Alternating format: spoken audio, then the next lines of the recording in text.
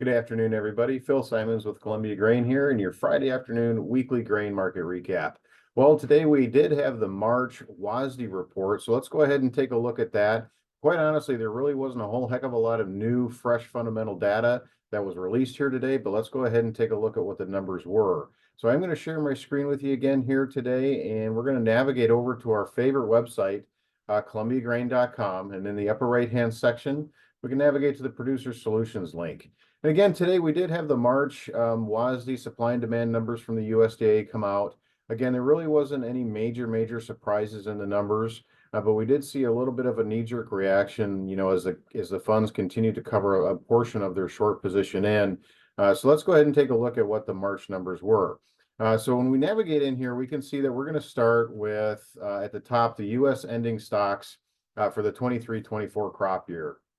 And at the very top, we're going to look at corn. So the March numbers came in at for ending stocks for the U.S. at just over 2.17 billion bushels, which quite honestly, there was really no change from last month. When we look at soybeans, the numbers came in at 315 million bushels for U.S. ending stocks. And again, no change from where we were last month with the numbers there. And on wheat, actually a little bit of an increase. We actually brought the U.S. ending stocks up to 672 million bushels. So that's basically a 2% increase from where we were last month at 658 million.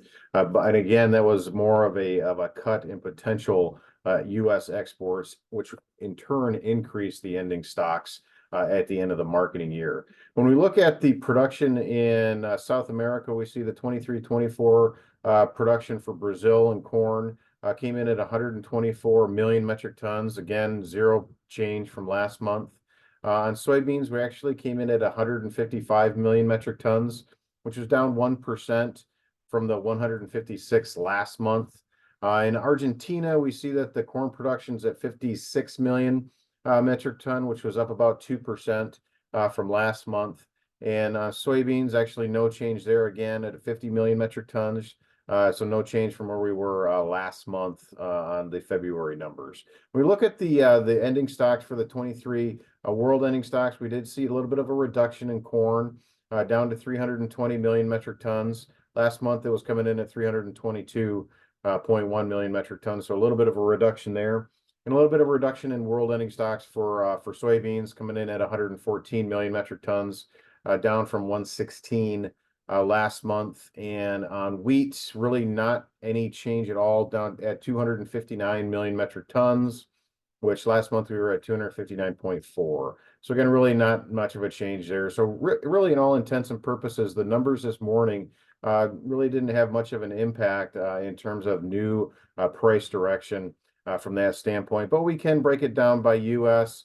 balance sheets by commodity for wheat, corn, and beans on our Columbia Producer Solutions website, along with the world ending stocks for corn, wheat, and beans as well. So please, I'd like you to take a look at that as well, just to kind of look and see what the actual numbers were. The one change when we do look at the world ending stocks for soybeans actually came in with Brazil, that actually they're looking to increase their potential exports, which did bring their ending stocks down slightly.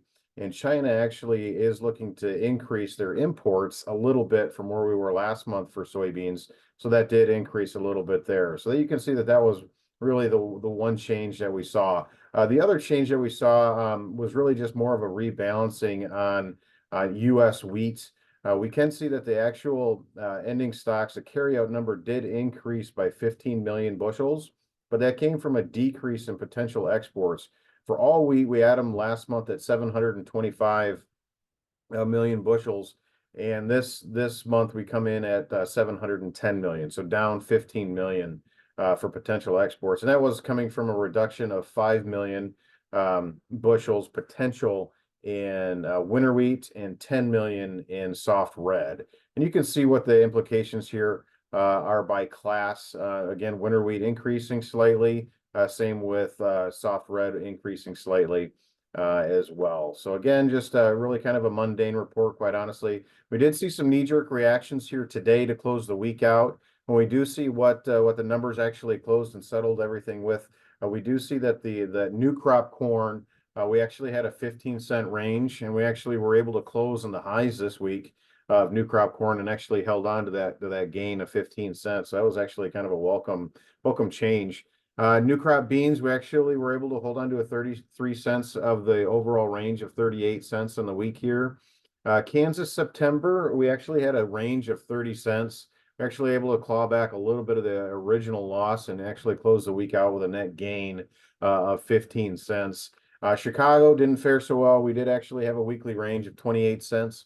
Actually closed the week down 5 in Chicago. When we look at Minneapolis to wrap everything up here, this we did see that we actually had a 12-cent gain week on week from that standpoint. So again, really just really kind of digesting the numbers. There really wasn't anything that earth-shatteringly new.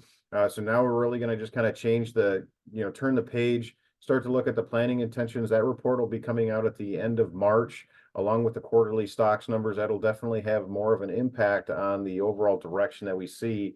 And then it's just going to be a weather market as we continue to move deeper into the spring and the planning season as we continue to move forward.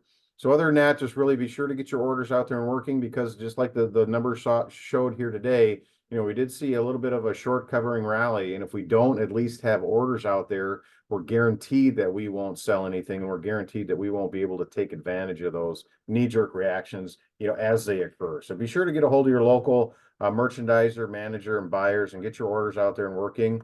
Accumulator contracts, hedge to arrive contracts, basis contracts, cash contracts, whatever it may be. Just get your orders out there and working. Other than that, we're going to go ahead and wrap everything up for the week here. I hope everybody has a great week. And remember, on Sunday, we actually do need to jump our clocks forward because we'll be springing ahead. So don't forget to do that. And remember that if your trading strategy seems to be working, you haven't used it long enough. Have a great weekend, everybody. We'll talk with you next week.